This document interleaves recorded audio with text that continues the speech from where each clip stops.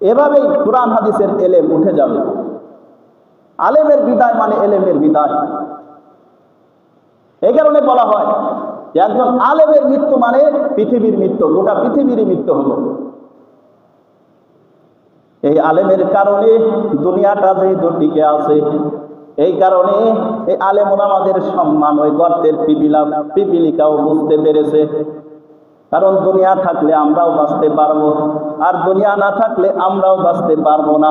এই কারণে গর্তের পিপিলিকারাও আলেমের জন্য দোয়া করে, ওই সমুদ্রের পানির নিচে মাছও আলেম ওলামাদের জন্য দোয়া করে। আর আমরা তো মানুষেরা জন্মের আগেই মনে হয় নিয়ত করে আসছি সন্তানদেরকে সব কিছুই বানাবো, কিন্তু কোরআনের হাফেজ আর আলেম ভুলেও বানাবো না। এই নিয়ত করে আজকে মনে হয় আমরা রুহের জগৎ থেকে এই নিয়ত করে আসছি।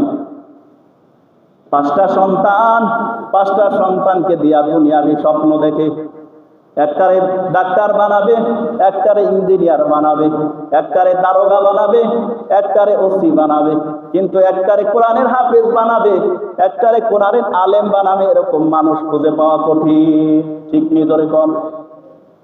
সব কিছু নিয়ত করলা, এই নিয়ত তো তুমি করতে পারো না একটা সন্তানকে কোরআনের হাফেজ বানাবো, একটা সন্তানকে কোরআনের আলেম বানাবো। তুমি পিতা মাতার তো এই নিয়ত নাই। মনে হয় জন্মের আগে থেকে নিয়ত করে আসছো সন্তানদেরকে কোনোদিন কোরআনের হাফেজও বানাবো না, আলেমও বানাবো না। কিছু মানুষ আছে নামকে অস্তে সন্তানদেরকে কিছু পড়ায় মাদ্রাসায়, তো নিয়ত থাকে অন্য, যে কোরআন তো শিখাই দিয়েছি, বাস আমার জিম্মাদারি শেষ। একজন পরিপূর্ণ কোরআনের হাফেজ বানাবে, আলেম বানাবে, এরকম নিয়ত বাপ মায়ের আজকে করে না। এর কারণেই তো কিয়ামত অতি নিকটে, কিয়ামত চলে আসবে খুব তাড়াতাড়ি। কারণ আরো দিন যত যাবে বাপ মায়েরা সন্তান আদি দিয়া দুনিয়াবি স্বপ্ন দেখবে, কোরআনের হাফেজ আলেম বানাইতে চাবে না সন্তানদের। কি সমস্যা আপনার? কোরআন হাদিসের সাথে কি দুশ্মনী আপনার? আলেম ওলামাদের সাথে কি দুশ্মনী আপনার? কেন সন্তানদেরকে আলেম হাফেজ বানাইতে নিয়ত করতে পারেন না? অথচ ওই বাবা কত ধন্য, যেই বাবার সন্তান হয় কোরআনের হাফেজ। ওই মা কত ধন্য, যেই মায়ের সন্তান হয় কোরআনের আলেম। কাল কিয়ামতের ময়দানে একজন হক্কানি আলেমের পিতা মাতার মাথায় এমন একটা নূরের টুপি পরিয়ে দেওয়া হবে, যার আলো সূর্যের থেকেও বেশি। সমস্ত হাসরবাসী এক ঝলকেই চিনতে পারবে এটা হলো হাফেজে কোরআনের পিতামাতা, এটা হলো হক্কানি আলেম ওলামাদের পিতামাতা। আলেম নিজে সম্মানিত না, তার পিতামাতাকেও কিয়ামতের দিন সম্মানিত করা হবে। একজন খাঁটি আলেমের পিতামাতাকে সম্মানিত করা হবে কিয়ামতের ময়দানে। কেমনে? যে আলেমের, হক্কানি আলেমের পিতামাতার মাথায় এমন একটি নূরের টুপি পরিয়ে দেওয়া হবে, যার আলো সূর্যের আলো থেকেও বেশি হবে। সুবহানাল্লাহ। কালকে যায় বললেন সুবহানাল্লাহ, জোরে কর। কি মনে করলেন আপনি? সমস্ত হাসরবাসী দেখে বুঝতে পারবে এটা আলেমের পিতামাতা, এটা হাফেজের পিতামাতা। এই ফজিলত তো আজকে আমরা অর্জন করতে চাই না। অথচ সব বাবার সন্তানেরা হাফেজে কোরআন হইতে পারে না, সব মায়ের সন্তানেরা আলেম হইতে পারে না। যাদের ভাগ্য বড় ভালো, তাদের সন্তানরাই হাফেজে কোরআন হয়। যাদের নসিব বড় ভালো, তাদের সন্তানরাই কোরআনের আলেম হয়। ঠিক নি? ভাগ্য থাকতে হবে, নসিবে থাকতে হবে। নসিব যদি ভালো হয়, আপনার সন্তান আলেম হবে, হাফেজ হবে। এই কারণে মুসলমান, কার সন্তান আলেম হবে, কার সন্তান হাফেজ হবে আল্লাহই ভালো জানে। কিন্তু আমাদের কতটুকু ক্ষমতা, আমরা শুধু নিয়তটা করতে পারি।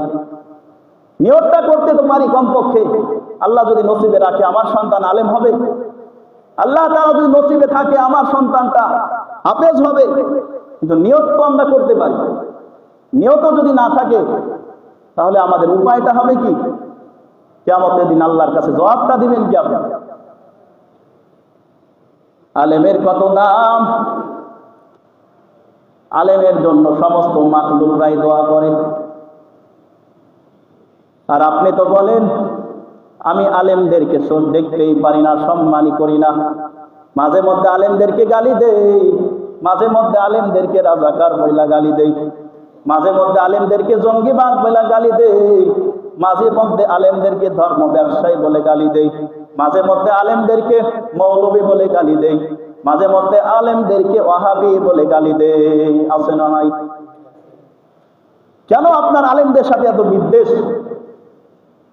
কেন আপনি আলেমদেরকে দেখতে পারেন না? আলেমদেরকে কেন আপনি সহ্য করতে পারেন না? তার কারণ হলো আপনার নসিবটা বড় খারাপ, আপনার ভাগ্যটা বড় খারাপ। এই কারণে আলেমদেরকে আপনি দেখতে পারেন না। কেমনে খারাপ? রহমতের নবী, সর্বশেষ নবী যখন বিদায় হয়ে যাবেন, এর আগে সাহাবীদেরকে বললেন, ও সাহাবে কেরাম, আমি নবী, সর্বশেষ নবী, আমি নবীর পরে আর কোন নবী আসবে না। কি বলেন? নবীর পরে আর কোন নবী আসবে নাকি? আমাদের নবীর পরে অন্য কোন নবী আসবে নাকি? কিয়ামত পর্যন্ত নবুয়তের দরজা বন্ধ। কিয়ামত পর্যন্ত কোন নবী রাসূল আর দুনিয়ায় আসার সুযোগ নাই। নবীর পরে যারা নবী দাবি করে তারা খুব কাফের, তারা মুমিন না, তারা কাফের। কোরআন হাদিসের প্রমাণ অনুযায়ী, কোরআন হাদিসের ভাষ্য অনুযায়ী তারা বেদিন, তারা কাফের। তার কারণে গোলাম আহমদ কাদিয়ানী নবী দাবি করেছিল, সেও কাফের। বর্তমানে বাংলাদেশে গোলাম আহমদ কাদিয়ানীর কিছু অনুসারী আছে, তারা কি বেঈমান নাকি ইমানদার বলেন তো? তারা কাফের নাকি মুমিন? তারা কাফের। কিন্তু দুঃখের বিষয় হলো এই গোলাম আহমদ কাদিয়ানীর অনুসারীরা বাংলাদেশে কাফের হওয়ার পরেও তারা মুসলমান নাম দিয়ে বসবাস করে। মুসলমানের মতো টুপিও আছে, পাগড়িও আছে, লম্বা জামাও আছে, নামাজও পড়ে, কিন্তু তারা কাফের। এই কারণে সরকারের কাছে আমরা জোর আবেদন জানাই, রাষ্ট্রীয়ভাবে কাদিয়ানীর বংশধরকে কাফের ফতোয়া দেওয়া হোক, নতুবা তাদেরকে সাইনবোর্ড টানায়া কাফের লেখা তারা বাংলাদেশে বসবাস করুন। এই দুইটা আবদার সরকারের কাছে আমরা জানাই। হয়তো রাষ্ট্রীয়ভাবে কাদিয়ানীর বংশধরদেরকে, কাদিয়ানীর পাঁচ আটা গোলামদের রাষ্ট্রীয়ভাবে কাফের ঘোষণা দেওয়া হোক, নতুবা তারা নিজেরা যেন কাফের সাইনবোর্ড টানায়া বাংলাদেশে বসবাস করে। এখন আপনারা বলতে পারেন বাংলাদেশে তো আরো সনাতন ধর্মের মানুষও আছে, তাদেরকে নিয়ে তো আপনাদের অত মাথা ব্যথা নাই। আপনাদের আলেমদের কেন কাদিয়ানীর বংশদেরকে নিয়ে এত মাথা ব্যথা কেন? তার কারণ হলো, খুব ঠান্ডা মাথায় বুঝবেন, বাংলাদেশে যত সনাতন ধর্মের লোকেরা আছে তারা কি মুসলমান নাম দিয়ে বসবাস করে নাকি তাদের পরিচয় দিয়ে বসবাস করে? কোনটা? তাদের পরিচয় দিয়ে তারা বসবাস করে। যত বেধর্মী আছে বাংলাদেশে তারা নিজেরা যে অমুসলিম এই পরিচয় দিয়ে তারা বসবাস করে। কিন্তু দুঃখের বিষয় হলো কাদিয়ানীরা বেঈমান হওয়ার পরেও তারা নিজেদের নাম মুসলমান দিয়া তারা বাংলাদেশে বসবাস করতেছে, যার কারণে আপনাদের মতো সাধারণ মানুষ তাদের ধোঁকায় পড়ে যাচ্ছে, ঈমান হারা হয়ে কাদিয়ানীর অংশীদার হয়ে তারা কবরে চলে যাচ্ছে। কোন কারণে? সমস্যা কোন কারণে? তারা মুসলমান ব্যানার টানাইয়া অমুসলিম হইয়া বাংলাদেশে বসবাস করতেছে। এরা যদি রাষ্ট্রীয়ভাবে কাফের হিসেবে স্পষ্ট থাকে বা নিজেরা কাফের ব্যানার দিয়ে বসবাস করে, তাহলে সাধারণ মানুষরা তাদেরকে চিনতে পারবে, তাদের থেকে পৃথক থাকতে পারবে এবং ঈমান বাঁচিয়ে তারা তাদের থেকে পৃথক থেকে ঈমান নিয়ে কবরে যেতে পারবে। ঠিক কিনা বলুন? এই কারণে আপনাদের পার্শ্ববর্তী এলাকা মধুপুরী পীর সাহেব তিনি প্রতি বছরই একটা খতমে নবুয়ত সম্মেলনের অনুষ্ঠান করে। এবারও নভেম্বরের 15 তারিখ খতমে নবুয়ত সম্মেলন অনুষ্ঠিত হবে। কাদিয়ানীরা যে কাফের, কাদিয়ানীদেরকে রাষ্ট্রীয়ভাবে অমুসলিম ঘোষণা দিতে হবে, এই দাবিতে এই সম্মেলনটা প্রতি বছর করা হয়। এখানে আমরা আগামী মাসের 15 তারিখে এই সম্মেলনটা অনুষ্ঠিত হবে। আমরা সকলেই এখানে অংশগ্রহণ করার চেষ্টা করব। সকলে বলি আমিন। এই আলেম উলামাদের কেন এত দাম?